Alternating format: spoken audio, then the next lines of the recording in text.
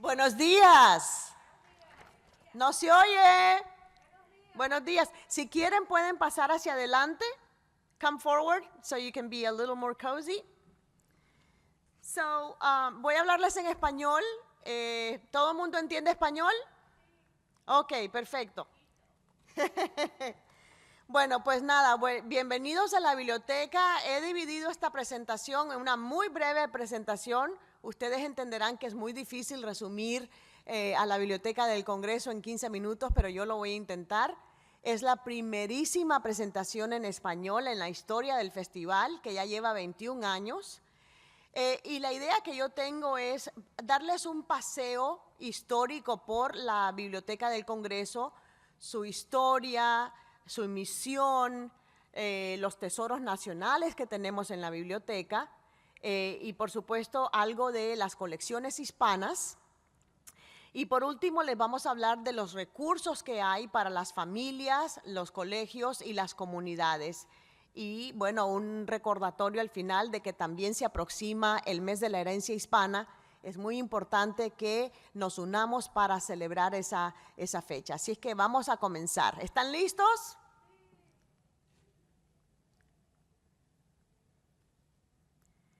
Bueno, para comenzar un poco de la historia, la biblioteca fue creada por una ley que aprobó el Congreso y fue promulgada por el presidente John Adams en aquel entonces. La Biblioteca del Congreso es la institución federal cultural más grande del país. Oficialmente, el libro de récords Guinness nos confirmó como la biblioteca más grande del mundo. ¡Yay! Les quiero dar un poquito de contexto histórico de lo que estaba sucediendo en los 1800, en la década de 1800, cuando se creó la biblioteca. Recordemos que había una gran expansión territorial. Para entonces ya el país tenía 28 estados. Había más acceso a la educación.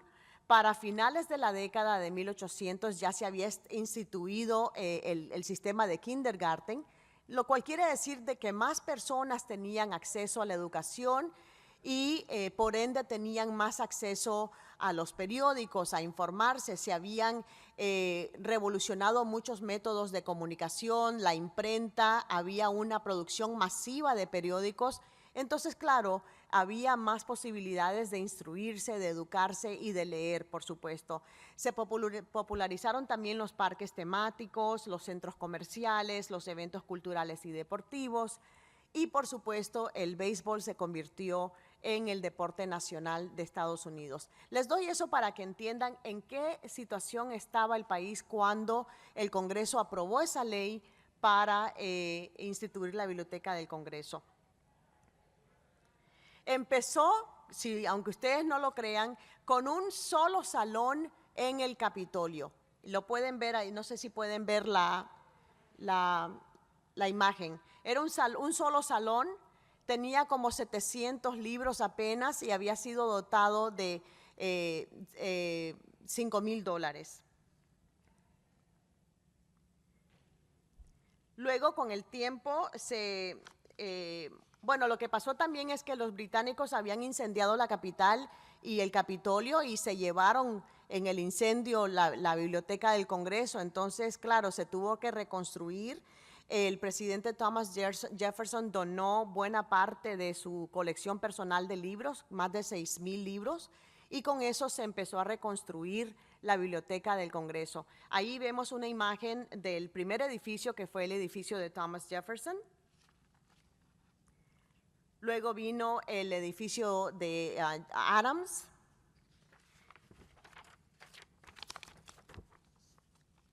Y por último tenemos el edificio de James Madison.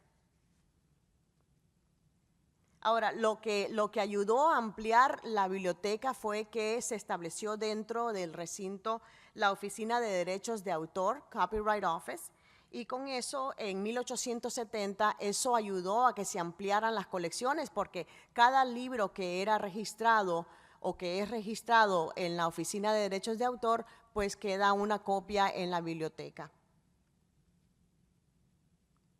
Bueno, pues, ¿cuál es la misión de la biblioteca? La misión de la biblioteca es involucrar, inspirar e informar al Congreso y al pueblo estadounidense con una fuente universal y duradera de conocimiento y creatividad. Vemos una imagen ahí a la derecha de la doctora Hayden, que es la actual bibliotecaria. Es la primera mujer y la primera persona de raza negra en ostentar ese cargo, que fue creado en 1802. No vemos una foto de Beckley. John James Beckley fue el primer bibliotecario, pero sí vemos en ese documento está la firma de John Beckley.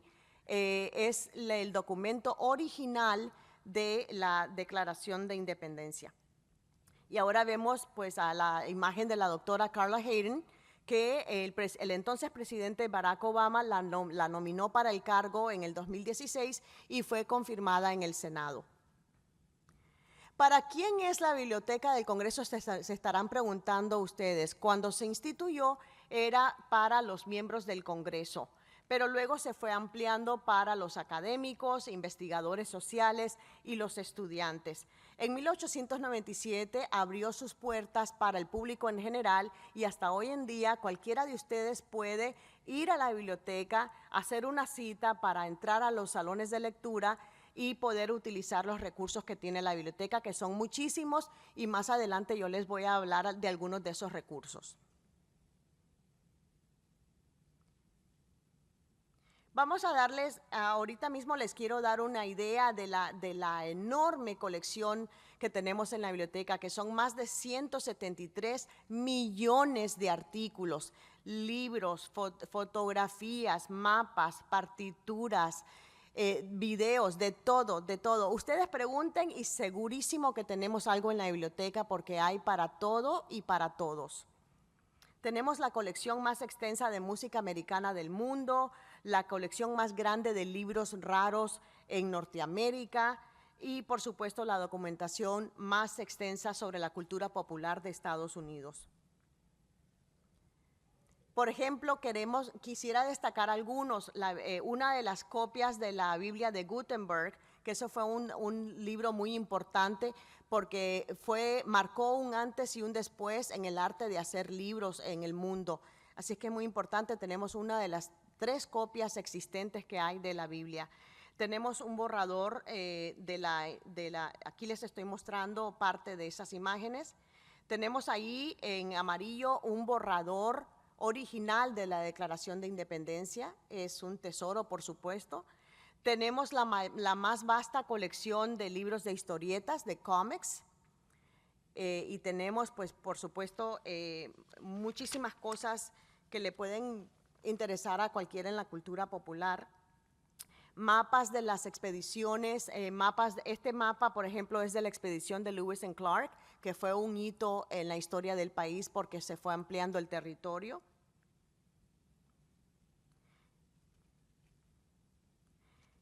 Vamos a ver si puedo mostrarles aquí un dato muy interesante. ¿Por qué les estoy enseñando esto?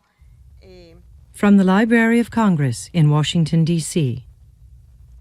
Les estoy mostrando esto porque marcó un hito también en la historia del cine. El primer beso, lo están viendo, el primer beso jamás grabado en una película. En aquel entonces, que estamos hablando de 1896, aquello fue un escándalo. O sea, acuérdense de que This has been a presentation of the Library of Congress.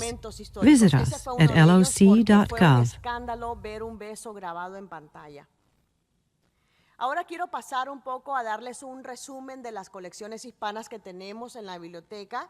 La división hispánica se creó en 1939, pero obviamente contiene materiales desde la época precolombina y la Edad Media Europea.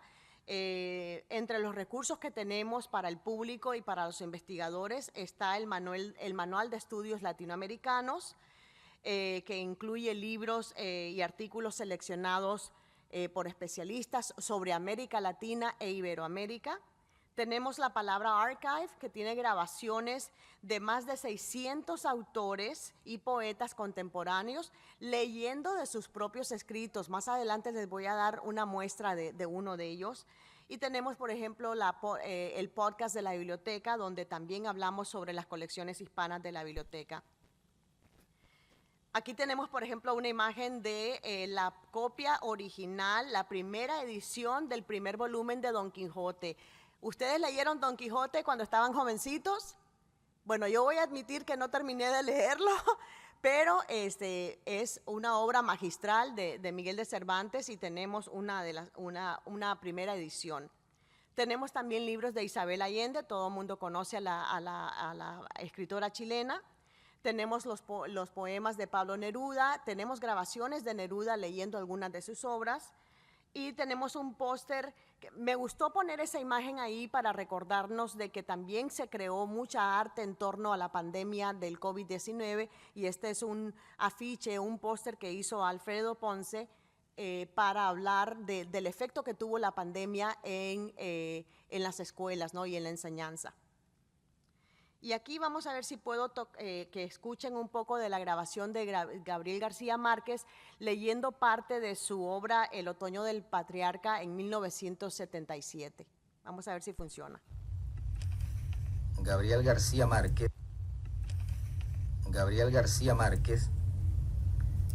grabando el 7 de septiembre de 1977, día en que se firma el Tratado del Canal de Panamá, para la Biblioteca del Congreso de Washington, D.C. Es el final del otoño del patriarca. Pues en aquellas noches de postrimerías lo despertaba el espanto de que los muertos de la patria se incorporaban en sus tumbas para pedirle cuentas del mar. Sentía los arañazos en los muros, sentía las voces insepultas, el horror de las miradas póstumas que acechaban por las cerraduras, el rastro de sus grandes patas de saurio moribundo en el pantano humeante de las últimas ciénagas de salvación de la casa en tinieblas. Caminaba sin tregua en el crucero de los alicios tardíos y los mistrales falsos de la máquina de vientos que le había regalado el embajador Eberhard para que se notara menos el mal negocio del mar. Bueno, esta es una pruebita porque en realidad es mucho más. Pueden encontrar esas grabaciones en nuestro website, en nuestra página web. Van a la palabra archive o pueden hacerle Google palabra archive y ahí van a encontrar pues todas las grabaciones que tenemos de los autores latinoamericanos leyendo de sus escritos. Para el mes de la herencia hispana vamos a añadir 50 autores más, así es que estén pendientes. Aquí, como se me está acabando el tiempo, les voy a hacer rapidito, solamente mostrarle algunas de las colecciones hispanas. Aquí estamos viendo en pantalla imágenes, por ejemplo, de un póster de Shepard Fairey. Yo creo que ustedes reconocen el póster porque lo usaron mucho el movimiento de los Dreamers. Tenemos fotografías de Carol Highsmith sobre el mundo hispano, un mural hispano en Buffalo, New York. Una imagen de un mercado hispano en Brownsville, Texas, y una imagen de un mural en Nogales, Arizona. Quería destacar también estas obras que ven en la pantalla, son fotografías de Camilo José Vergara, que es un destacado fotógrafo y documentalista chileno. Él lo que ha hecho a través de su vida es viajar por todo Estados Unidos, documentando y fotografiando pues la decadencia, ¿no? El deterioro de los barrios pobres y de las zonas urbanas de Estados Unidos. Y aquí hay algunas de esas imágenes. El siguiente creador que yo quisiera destacar es el caricaturista mexicoamericano, artista chicano Lalo Alcaraz. Lo menciono porque él es muy conocido a nivel nacional y acaba de convertirse en el primer latino en ganar el premio Herblock de caricaturas. Y él hace mucha denuncia social a través de sus obras. Vamos a ver si podemos escuchar. Hola, yo soy el caricaturista y escritor Lalo Alcaraz. Y les quiero decir que la Biblioteca del Congreso significa la colección de la historia verdadera y auténtica de los Estados Unidos y también del planeta. A mí, como un historiador, como artista, yo aprecio lo que hace la Biblioteca del Congreso para poder todos nosotros saber qué es la verdadera historia de nuestros pueblos, de nuestros vecinos, de nuestra región, de nuestras comunidades. Es muy importante que a nosotros y nuestros hijos, hijas, tengan también este conocimiento. Así que gracias, Biblioteca del Congreso. Number one fan. Yo les recomiendo que lo sigan por las redes sociales, que es fantástico. Se me está acabando el tiempo. Y aquí pues solamente les voy a mostrar los dos poetas laureados de origen hispano que ha tenido la biblioteca a lo largo de la historia de los poetas, Juan Felipe Herrera y ahora Ada Limón, que va a hacer su debut el 29 de septiembre. Y por último, pues quería también mencionar brevemente los recursos que tiene la biblioteca, porque son muchísimos. Hay para las familias, para los colegios, para las comunidades. El proyecto de historia de los veteranos, por ejemplo, colecciona y preserva para la eternidad las anécdotas y los testimonios de nuestros veteranos de guerra. Así es que visiten la página del Veterans History Project y si tienen familiares que están en las Fuerzas Armadas, invítenlos a que ellos contribuyan a ese proyecto con sus testimonios. También tenemos recursos para los maestros para que puedan aplicar esos recursos a sus planes de estudio. Tenemos recursos para los jóvenes, para los estudiantes, para las familias, si quieren usar nuestras colecciones como recursos para la enseñanza. Y tenemos también guías de recursos sobre los derechos civiles y los estudios de la comunidad hispana en Estados Unidos. Y quiero terminar diciéndoles que la biblioteca se va a sumar a las celebraciones del mes de la herencia hispana. Como les decía anteriormente, vamos a añadir 50 grabaciones digitales de autores leyendo de sus propias obras a través del Palabra Archive. Todas las divisiones de la biblioteca se van a sumar a esta celebración del mes de la hispanidad, del mes de la herencia hispana. Y por supuesto, más allá del mes de la herencia hispana, la biblioteca va a continuar ampliando las colecciones hispanas. Aquí les hacemos una invitación para que la comunidad hispana se sume a las actividades de la biblioteca, que son gratuitas, porque la biblioteca es de ustedes, es del pueblo. Muchas gracias.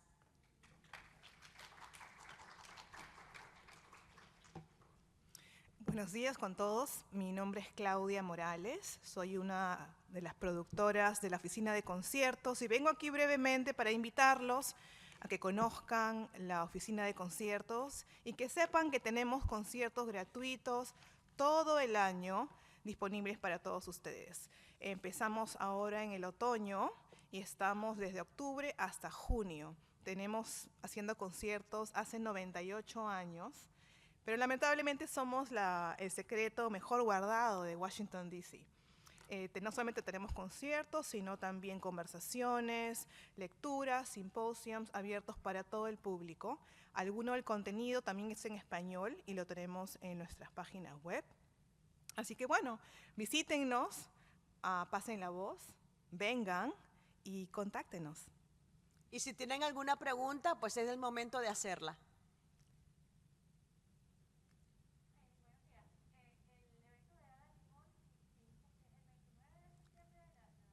Es su debut como en el cargo. No sé si va a estar hoy acá, porque yo sé que ella viajó desde Kentucky, ha estado en Washington haciendo entrevistas con los medios, pero su primer evento oficial en ese cargo es el 29 de septiembre. Yo luego te puedo pasar los datos. ¿Alguien más?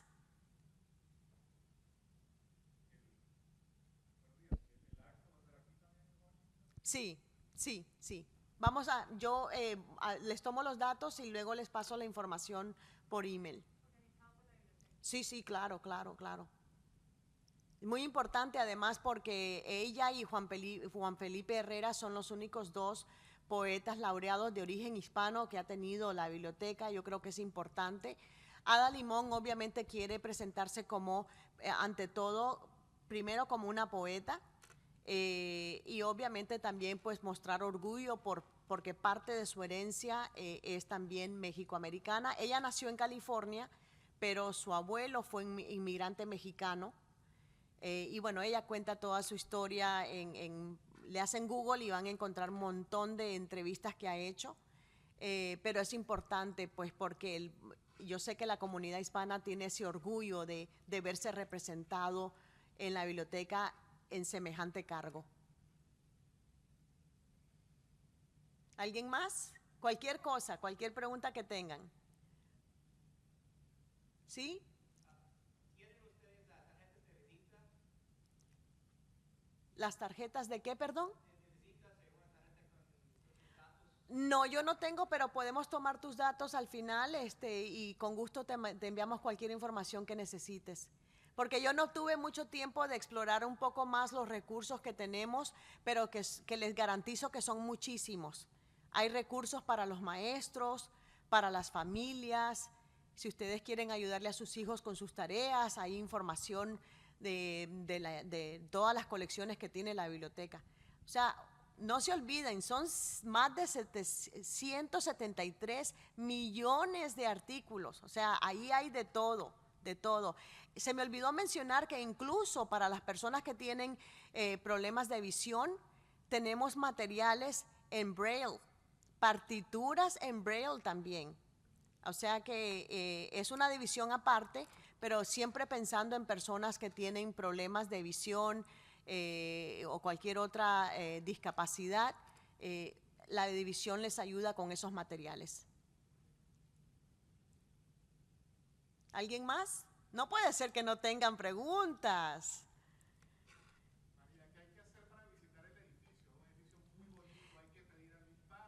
Sí, bueno, por la pandemia hay que ir a la página web de la biblioteca y obtener un pase que tiene estampado la fecha y la hora, pues porque es una manera de controlar también la entrada al edificio, desafortunadamente porque seguimos en la pandemia. En otros tiempos cualquiera podía venir, pero ahora tiene que ser con un pase que es gratuito de todas maneras y lo imprimes, te presentas. Ahora, si quieres venir a usar o cualquier sala de lectura para hacer alguna investigación, eso requiere una cita.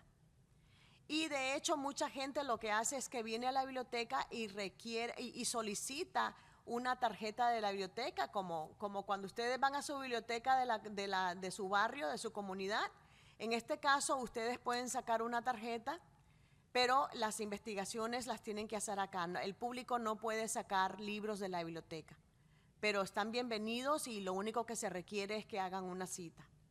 Yo les voy a contar cómo pueden ir a los conciertos. Para ir a los conciertos es súper fácil porque tienen solamente que registrarse si desean. Si no desean registrarse, igual pueden venir. Siempre van a ser bienvenidos. Nuestra sala tiene una capacidad de 500 asientos y siempre tenemos asientos disponibles. Los invito a que nos visiten en loc.gov, CONCERTS, loc.gov/concerts. No solamente en este caso los estoy viniendo a representar a la oficina de conciertos, pero estamos dentro del departamento de música, que es una división que está llena de tesoros. Los invito a que nos contacten, nos visiten y que aprendan un poquito más de lo que tenemos. ¿Les puedes contar algunos materiales que tenemos, colecciones hispanas dentro de la división de música? Tenemos una colección de compositores latinoamericanos que justamente la acaban de lanzar el año pasado durante la pandemia. La tienen digitalizada, la pueden visitar online también. Tenemos una colección de instrumentos clásicos de toda la vida, así que son tantos que la lista es enorme, pero los invito a que nos visiten y aprendan un poco más de nuestros recursos. Que yo sigo insistiendo, son muchísimos. No hay manera de que se aburran porque hay de todo para todos. ¿Alguien más? Por ejemplo, tenemos una instalación, se me olvidó mencionarlo antes, tenemos una instalación en Culpeper, Virginia, donde está pues, la colección más extensa de materiales audiovisuales. Tenemos filmes, tenemos música, hay música y películas de Latinoamérica. Por ejemplo, tenemos varias de Cantinflas, Y es un sitio muy importante porque es ahí donde son kilómetros y kilómetros y kilómetros de estantería. O sea, ustedes no pueden imaginarse la enormidad de ese lugar. Y ahí tenemos, pues, la misión es preservar para la eternidad todos estos materiales, pues para que no se queden en el olvido. Hay mucho material histórico y también contemporáneo. ¿Sí? Ahí, bueno, pueden ir, se acaba de reabrir el teatro. Si le haces Google, ahí tienen la información del horario. Todo es cuestión de presentarse ahí. No tengo mucha información ahora mismo conmigo sobre el horario, pero yo sé que acaban de reabrir el teatro. Sí, es Packard Campus. Puedes buscarlo como Packard Campus Library of Congress y ahí te aparece toda la información. Es muy impresionante.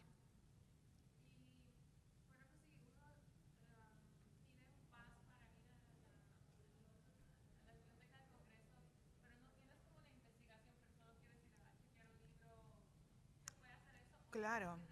Sí lo puedes hacer, pero se recomienda hacer cita.